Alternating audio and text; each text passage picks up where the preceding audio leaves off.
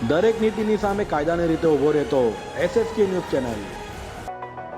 સુરત મનપા દ્વારા આઈસ ડીશના લેવાયેલા નમૂનાઓમાં ડઝન સહિત 3 જગ્યાના નમૂના ફેલ આવ્યા છે। ગરમીની સિઝનમાં હાલ આઈસ ડીશ અને બરફગોળાનું વેચાણ વધ્યું છે અને સુરતના તમામ વિસ્તારોમાં આઈસ ડીશની દુકાનો શરૂ થઈ ગઈ છે।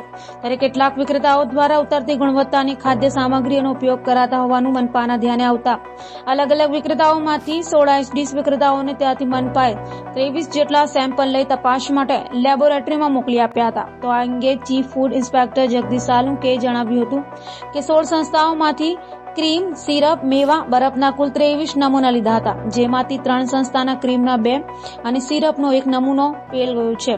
આ સંસ્થાઓ સામે એડ્યુકેટિંગ ઓફિસર ફરિયાદ દાખલ કરાશે। હાલ 22 કિલો સિરપ અને ક્રીમનો નાશ કરાયો છે। પાલિકાના દાવા પ્રમાણે શહેરમાં એક સ્થળે સરેરાશ 250 થી 500 લોકો રોજ આઈસ ડીશ ખાવા આવે છે। આમ નમૂના લીધાના 4 દિવસમાં 5000 લોકોએ આઈસ ડીશ ખાઈ કાઢી છે।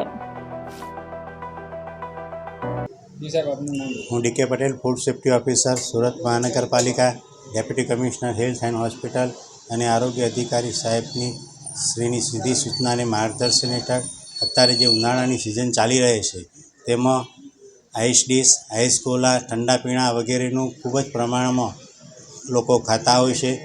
તો ફૂડ વિભાગની અલગ અલગ ટીમો બનાવી દરેક ઝોન વિસ્તારમાં નમૂના લેવાની કામગીરી હાથ ધરવામાં આવેલ। તેમાં કુલ 23 નમૂનાઓ લઈ પબ્લિક હેલ્થ લેબોરેટરી સુરત મહાનગરપાલિકાને પૃથ્થકરણ સારું મોકલાવી આપવામાં આવેલ।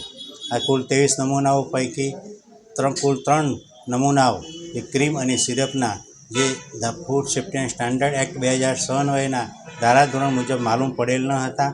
આવા જે નમૂનાઓ છે તેની સામે અગાઉના સમયમાં food safety and standard act 2006 અન્વયે એજ્યુકેટિંગ ઓફિસર સમક્ષ ફરિયાદ મૂકવાની કામગીરી હાથ ધરવામાં આવશે। આ નમૂનાઓમાં મિલ્ક ફેટનું પ્રમાણ જે કાયદા મુજબ હોવું જોઈએ તેના કરતાં ઓછું માલુમ પડેલ છે।